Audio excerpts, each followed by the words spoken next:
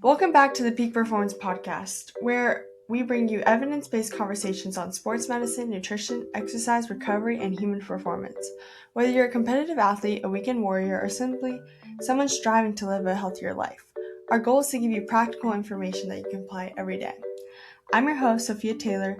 Thanks for listening, and let's dive into today's episode. Today, I'm honored to be joined by Dr. Douglas Comeau.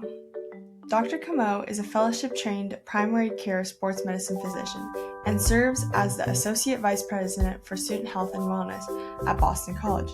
He's also a team physician for Boston College Athletics and has cared for athletes at entry level, from high school to collegiate competitors to professional athletes. His experience includes serving on the medical team for the Boston Bruins and the Boston Marathon, giving him a unique perspective on injury prevention, athlete health, and helping athletes safely return to competition. In today's episode, we'll discuss some common sports injuries, concussion management, injury prevention, and what young athletes can do to stay healthy throughout their athletic careers, and what it's like practicing sports medicine at one of the nation's premier collegiate athletic programs.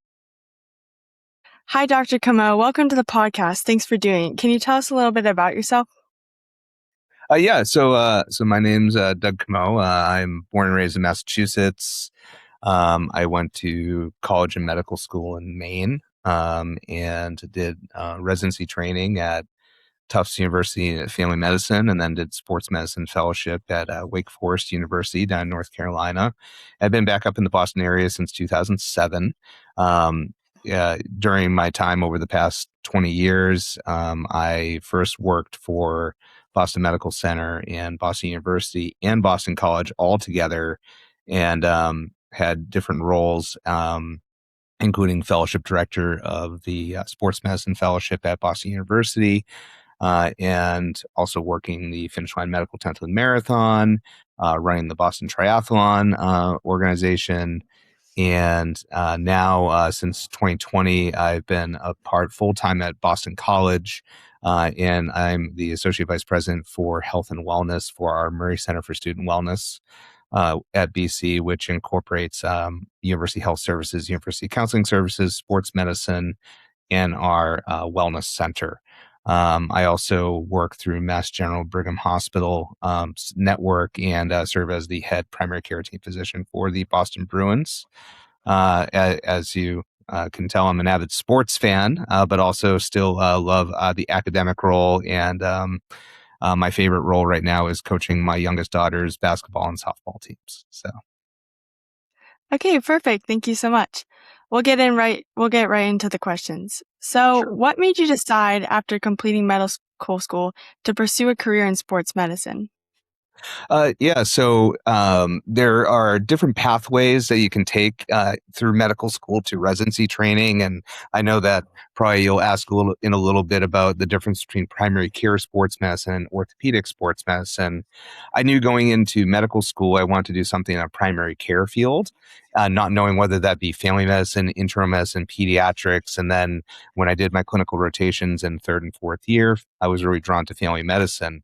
And during that time, during residency, I had the opportunity to work through Malden High School, which is where the Tufts residency was based near, and also had some other opportunities in the sports med realm through my clinical rotations and residency at Boston College, and really liked sports medicine because most of the patient population were younger, healthier, but they also were driven to get better. And it was somebody who was really motivated as a shared patient approach to feel better over time. How many years of training does that path involve, and what does the training look like? To enter sports medicine from a primary care sports med standpoint, you do your 4 years of college, 4 years of medical school. And typically, if you go into family medicine, internal medicine, or pediatrics, that's a 3-year residency program. Some people do what's called med peds, which is a combined residency that's 4 years. And then you do a 1-year sports medicine fellowship. So depending on when you start your clock after college, it'd be the 4 years of medical school plus either 4 or 5 years to get your sports medicine fellowship training certification. If you go the orthopedic route, orthopedic surgical residencies are typically 5 years and then a 1-year fellowship program on top of that. I know you're talking a little bit about the split between sports medicine and primary care sports medicine and orthopedic surgical sports medicine. Can you explain that fork and how someone chooses? Yeah, so I think it really depends on what you're geared towards. Like somebody who likes to go in the operating room and do surgeries is more apt to do the orthopedic sports medicine pathway, because you really have to make that decision. I always tell when I was fellowship director, I'd tell our fellows, like, you really want to make the best career decision based on what you want to do with your residency training. So like our primary care sports docs, a lot like the newer grads want to go out and be the head team doc of the Boston Red Sox and not do any primary care and just do musculoskeletal medicine. But that's not why you trained in primary care.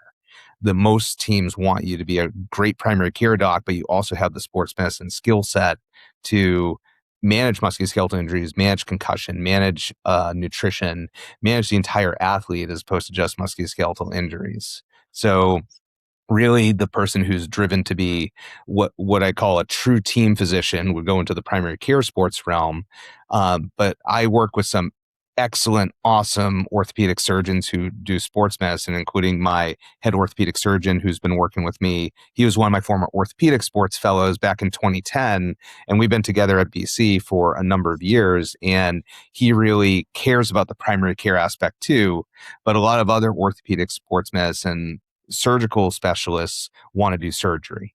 So sometimes they don't necessarily cover the events on the sideline. They would just be more of a surgical consultant. So it really depends on what you want to do with your life. Okay.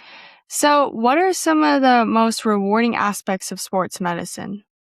I think I mentioned before, like the rewarding aspect. So whether we see a weekend warrior who's 60 years old who's playing pickleball versus like somebody who's a high school athlete or collegiate athlete, people are motivated to get their diagnosis and also to get better because they really, sports and athletics really helps both the physical and mental health of a patient, a human, a friend, a family member, right? So people want to get better, and anything that sets them back may affect their physical or mental health.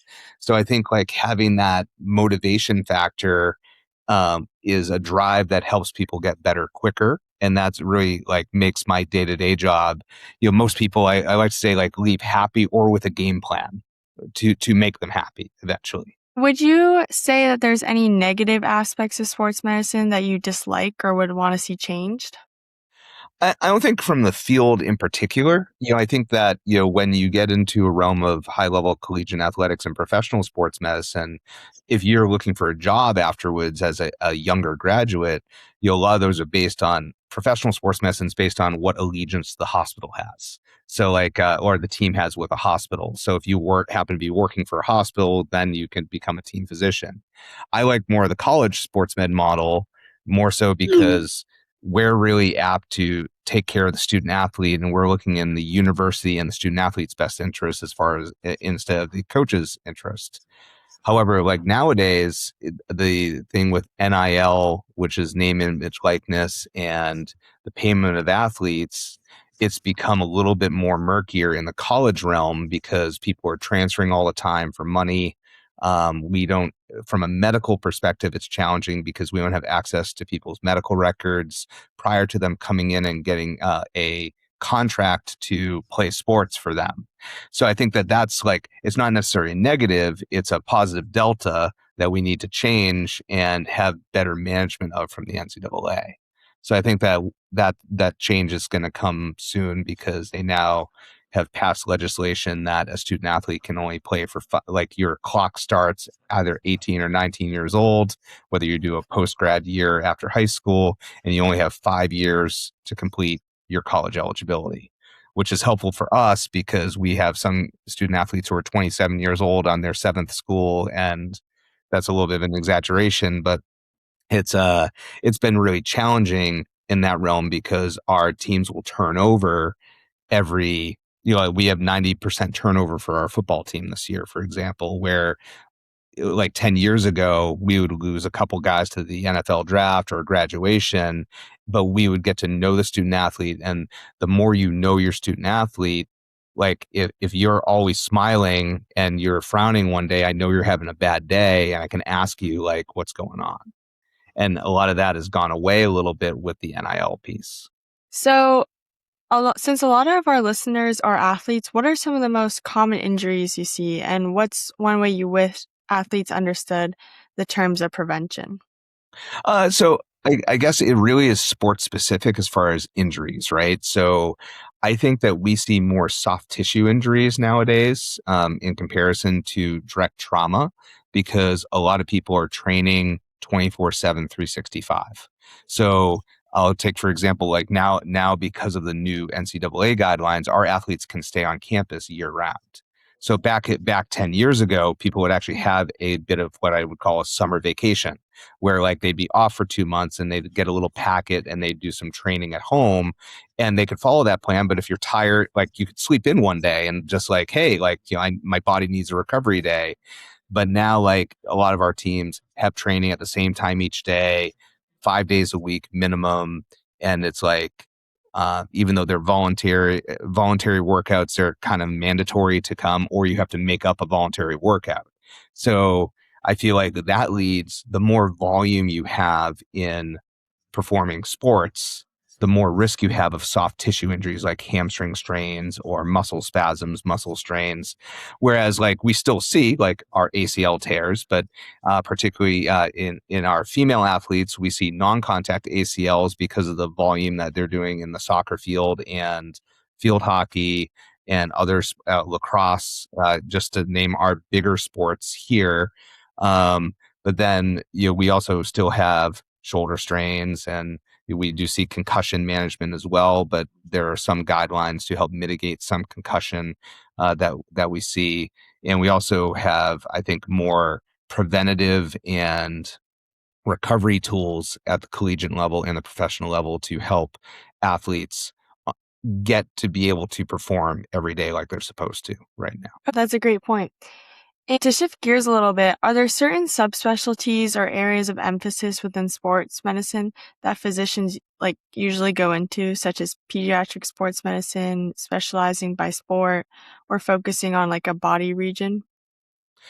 Great question. So, from a primary care sports aspect, it really depends on what your residency training's in. So, one of my good friends and one of your dad's classmates at UNE, um, Carolyn Saluti, she's a pediatrician by training, did a sports med fellowship. She did an extra year of pediatrics to be a chief resident. So, she was the year behind me in training, did a sports med fellowship at UMass, and now runs her own sports medicine program down in Bourne near Cape Cod in Massachusetts. So she has a exclusive pediatric population, but that's based on the fact that she did residency in pediatrics. A lot of the clinics that you have, the choice that you have when you come out of training, it's really dependent on what you want to do with your life. So being a family doc, you could see adults, kids, whatever. But if you're working for a hospital system, you sometimes you get hired by an ortho practice. So then you'd see adults and kids, but it'll only be musculoskeletal. But a lot of times our old fellows at BU used to go into one of the community health centers at Boston in the greater Boston area. So they would see adults and kids, do a little bit of primary care, a little prevention, and then also sports medicine. But mainly from a subspecialty standpoint, it's more the orthopedic surgeons. They can do a sports medicine. A lot of our orthopedic sports subspecialists, they also do an additional fellowship in either spine or shoulder or foot and ankle. So then they end up becoming like the sports foot and ankle person. But then they typically call the people who but do an ortho sports program only more of a generalist for sports medicine. But most head team physicians for orthopedics are the generalists per se, because they can actually make recommendations and sometimes do certain procedures for all the different body parts. So that actually leads me into my next question. Can you describe your typical work day or typical work week for your specialty? Great question. And so I'm kind of like a hybrid person because I guess like nowadays, so I'm an associate vice president for a university. So I have a lot of administrative duties where I'm managing budgets and also about 165 doctors, nurse practitioners, physician assistants, nurses, and also counselors, therapists. So my day to day, I'm about like probably like 4 half days a week clinical, 4 half days a week administrative, and then I do a lot of game coverage. So I always like to say that my job is more of a concierge medicine without the concierge price tag, because I have people call me, and a lot of my clinical visits or clinical encounters, whether it be via Zoom or the phone, are due to like people calling me. So working with the Bruins as the medical person, if an athlete needs something, they would just text me directly. I also do things with Live Nation, which is like the concerts. So if an artist is in town or anybody like that was working with the artist, if they need anything medically, I would help see them, or one of my staff would help see them. I think that what I did for 13 years, my first 13 years in practice was more of the what I would call as a more normal practice setting, where I would have 5 half days a week at our sports medicine clinic where I do primary care and sports medicine. I would have 3 half days a week doing athletic training room coverage at Boston University and Boston College. And then I would do sports coverage. So I've been traveling with Boston College football since 2009. So I do all the home games and the road games. I also travel with our BC men's hockey team, and then also BC men's basketball team, and then do postseason travel with the Boston Bruins, and cover about 20 of those home games per year at the Boston Garden, and also do the Bean Pot, which is a big hockey tournament, and essentially run all the sports medicine activities that are affiliated with the Boston Garden, which is where the Bruins and the Celtics play for college sports. So like anytime there's a college basketball game there or a college hockey game, I'm sort of their point person. So a lot of that stuff is more of a operations, administrative, and clinical, because I'm sort of the conduit if you need to see a diabetes doctor or a heart, like cardiologist or anything like that. I can set that up for you as well. And to shift gears a little bit, do you think that there is a high demand for sports medicine physicians right now? And do you think it'll continue into the next decade or two? Or will there end up being a surplus? That's a great question as well. So I think it's really based regionally and what opportunities you're looking for. I think that there's a lot of opportunities for people going to sports medicine that still want to do primary care, because the jobs like I have, like I always joke around that like it's all about sometimes about who you know, but also about the timing of the opportunity, because sometimes jobs like mine don't come up every day. So if a job opens up, even if it may not be the perfect timing for you, if you want to do a head team physician role, that's something that you take. An example wise, like I hired somebody who was an awesome doc. He actually played college football, coached. He was a head coach for a college football team. Went back to medical school, and he did a sports med fellowship. He worked in West Virginia. Really wanted to be a team doc for a higher level school, but his dream was to be a head team physician for football in college because he played college football. He worked with me for 6 months at BC. I got him in with the Pats as well, but then he got called 6 months later, and Purdue hired him as the head team physician, and also he's working with the Indianapolis Colts. So it's like he just settled in with him and his wife, moved in, was looking for a house, but then he uplifted everything to go for that opportunity. But essentially, like I told him, this is what your dream, you told me when I hired you, this is your dream job. So I try to encourage people to look for the stars, shoot for the stars, and that opportunity may not come again for him if he didn't take that. So now he's pretty happy over there. He's from Minnesota. So I think like for the younger professionals, it's more so you may not get everything you want outside the gate, and you need to be open to different opportunities, and maybe something won't look perfect when you get hired, but there'll always be a need for primary care sports medicine. Orthopedic sports medicine is a little more challenging because there's not a lot of team-based opportunities. But what I find is that a lot of the orthopedic surgeons who do team-based activities, they don't get paid for it, and they get a lot of pressure from the hospital to start producing from a surgical perspective. So a lot of them only do team activities for like a year or two, and then all of a sudden they move on to just do more private practice stuff. So it really depends I know it's a long-winded answer to your career opportunities, but there's always going to be an opportunity for sports med, but it may not be the perfect opportunity at the time when you get out. But then you can always gear and volunteer to maybe open the door for that. That makes a lot of sense. And for a high school student who thinks that they want to go into this field, what should they be doing right now? For example, majors or shadowing coursework or experience they should be looking. Well, high school, I think, like when you're looking at, like, my biggest thing is that you want to go to like when you're thinking about going to a college, you want to go to a college that's going to best suit what you potentially want to do with life, but also not be pigeonholed into like, I want to be a sports med physician. I need to go to a college, yada, yada, that does that. Because things happen for a reason. And this is, I'm doing a lot of like counsel on a lot of my nieces and nephews, and my daughters are now like at the high school level and trying to figure out what they want to do with life. My daughters have an opportunity. Like, the nice thing is that we have tuition remission at Boston College. So unless they get some scholarship somewhere, they know where they're going to be settled in.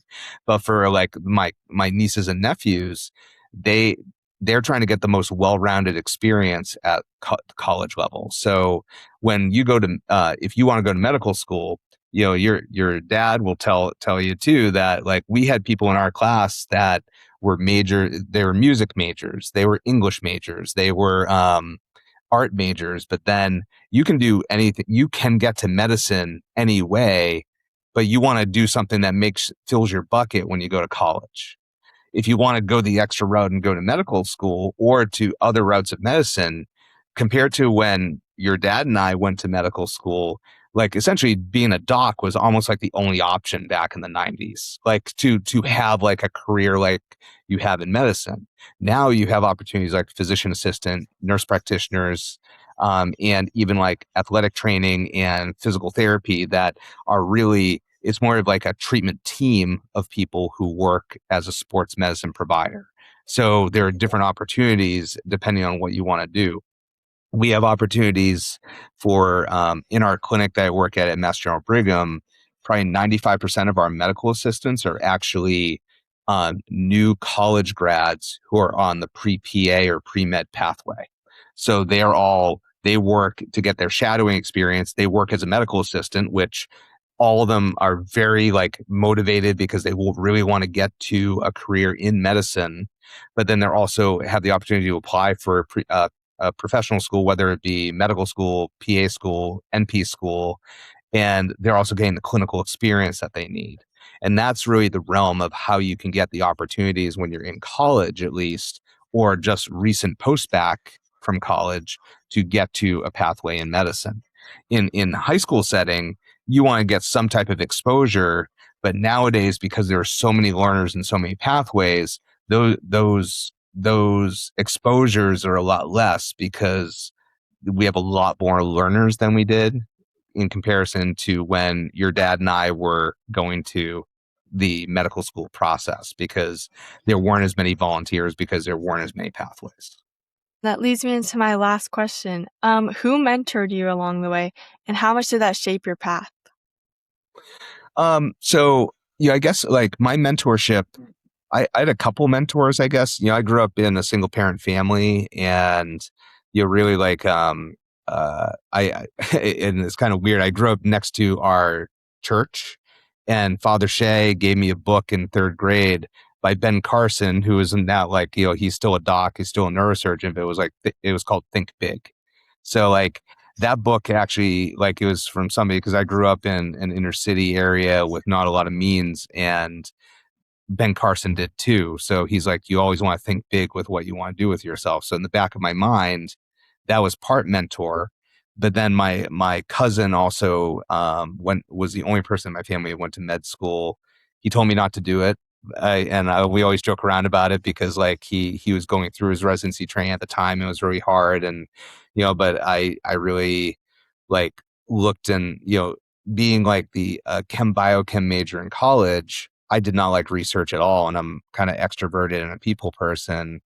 And my backup to medicine was becoming a high school chemistry teacher. So like, so really I had that pathway set up, and got a chance from UNE. And, really over time, I would say in my once I got to become my residency director was a mentor for me, my fellowship director was a mentor for me, and then going into being a young attending, I feel like my head athletic trainer at BU, who's a little bit like who is probably like 15, 20 years my senior, was a huge mentor and taught me how to act around the athletic population, even though I did play sports growing up, but like also like taught me how to be a great sports doc.